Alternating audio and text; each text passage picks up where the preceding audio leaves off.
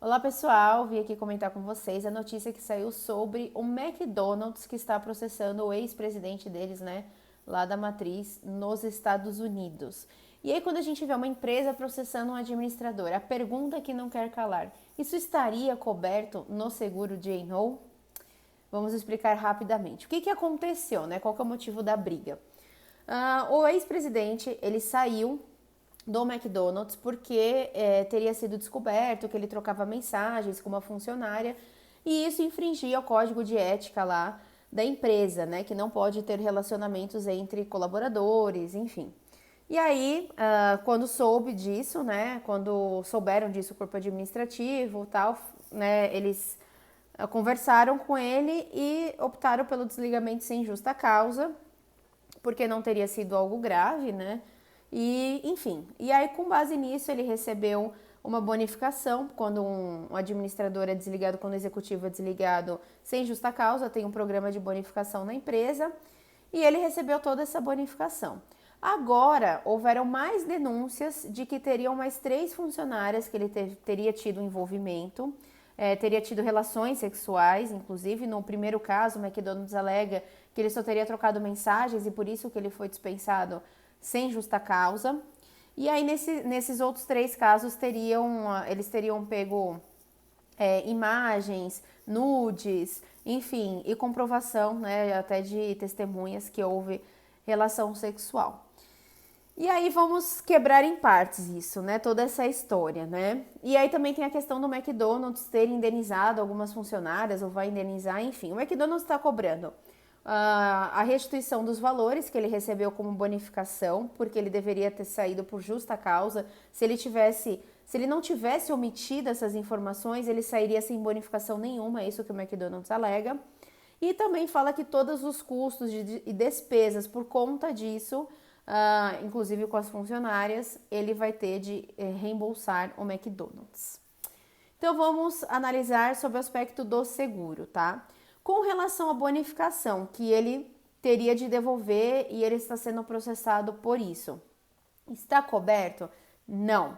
Porque na maioria das apólices, aqui eu não vou entrar no mérito se ele é culpado, se ele é inocente, né? Se o Jay não serve para ele que ele possa se defender, para provar que ele é inocente e tal. Gente, o assunto, né, o objeto, a remuneração, bonificação é um objeto excluído de cobertura no seguro J&O. Então, independente se o administrador teve culpa ou não teve culpa, não interessa. É um risco que ele não consegue transferir para a seguradora. Então, se ele tiver de devolver alguma bonificação, não está coberto no seguro, ele vai ter de devolver, tá? E como a bonificação é o assunto principal, né, o objeto da reclamação, nada estaria coberto, nem os custos de defesa. A não ser que a seguradora fizesse alguma ressalva na exclusão. Olha, no entanto, os custos de defesa de ações desse objeto estarão amparados, tá? E é isso que gera mais polêmica. Nossa, Tabata, mas nem o advogado ele vai poder se contratar com a verba da pólice? Não, gente. Porque quando pode, por exemplo, garantia, né, aval e fiança. Nenhuma seguradora cobre aval e fiança, tá lá excluído. Mas elas escrevem salvo custos de defesa para se defender da condenação de pagar, de assumir uma obrigação de aval e fiança. Aí cobre custos de defesa. Então, para amparar o custo de defesa, a seguradora tem de fazer uma ressalva, ok? Então, primeiro ponto, sobre as verbas rescisórias não está coberto.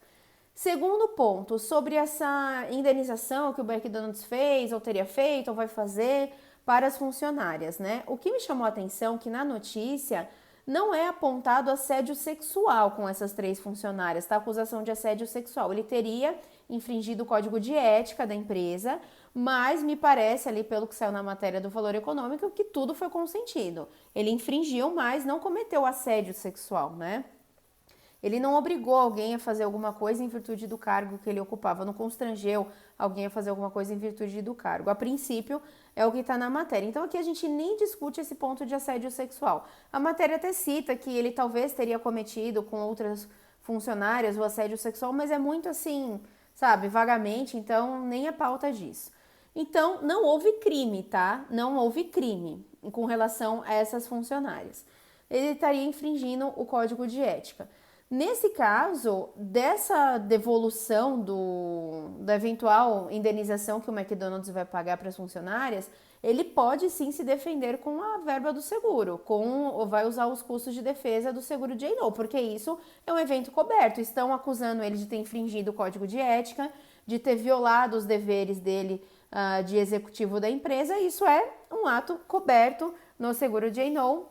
E se ele for condenado, desde que não fique caracterizado daqui a pouco, né, um assédio sexual, um crime de assédio sexual, vai estar coberto sim, inclusive se eventualmente ele tiver de devolver os valores de indenização dessas funcionárias para o McDonald's. Aí tem um outro caso também que ele está sendo acusado de ter favorecido uma funcionária que ele teria tido relações sexuais e que ela teve ações, enfim, na aquisição de ações, etc.